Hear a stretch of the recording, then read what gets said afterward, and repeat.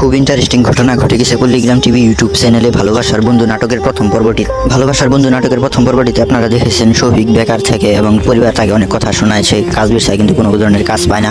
সে অনেক খোঁজাখুঁজি করে শেষ পর্যন্ত সে একটি খরগোশকে পায়। তারপর সেই খরগোশটিকে বাড়িতে নিয়ে আসার পর সে দেখে খরগোশটি আসলে ছিল একটি পরী। তারপর পরীর সাথে সে বসবাস শুরু করে এবং তার সাথে ভালোবাসার সম্পর্ক তৈরি হয়।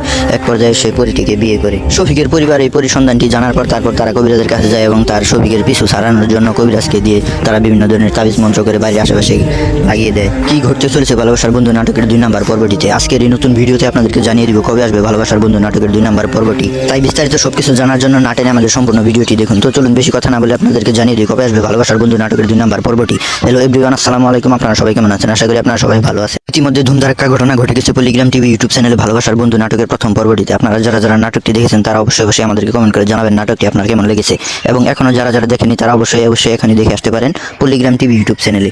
তো এখন আপনাদেরকে জানিয়ে দিচ্ছি কবে আসবে ভালোবাসার বন্ধু নাটকের 2 নম্বর পর্বটি। এটি জানার আগে এখনো যারা আমাদের এই চ্যানেলটিকে সাবস্ক্রাইব করেনি তারা অবশ্যই এখানে আমাদের এই চ্যানেলটিকে সাবস্ক্রাইব করে দিন, কারণ আমরা সর্বপ্রথমে সকল নতুন নাটকের আপডেট ভিডিও আমাদের এই চ্যানেলে দিয়ে থাকি। তাই আপনি যদি সবার আগে সকল নতুন নাটক দেখতে চান তাহলে আমাদের চ্যানেলটিকে সাবস্ক্রাইব করে আমাদের এই চ্যানেলের দিকে চোখ রাখুন। তো ভালোবাসার বন্ধু নাটকের 2 নম্বর পর্বটি আসতে চলেছে 6 থেকে 7 দিনের ভিতরে। তো আজকের ভিডিওটি ছিল এই পর্যন্তই। আবার দেখা হবে নতুন কোনো নাটকের আপডেট ভিডিও নিয়ে। সেই পর্যন্ত সবাই ভালো থাকবেন, সুস্থ থাকবেন এবং আমাদের চ্যানেলটিকে সাবস্ক্রাইব করে চোখ রাখবেন আমাদের এই চ্যানেলের দিকে। ধন্যবাদ সবাইকে।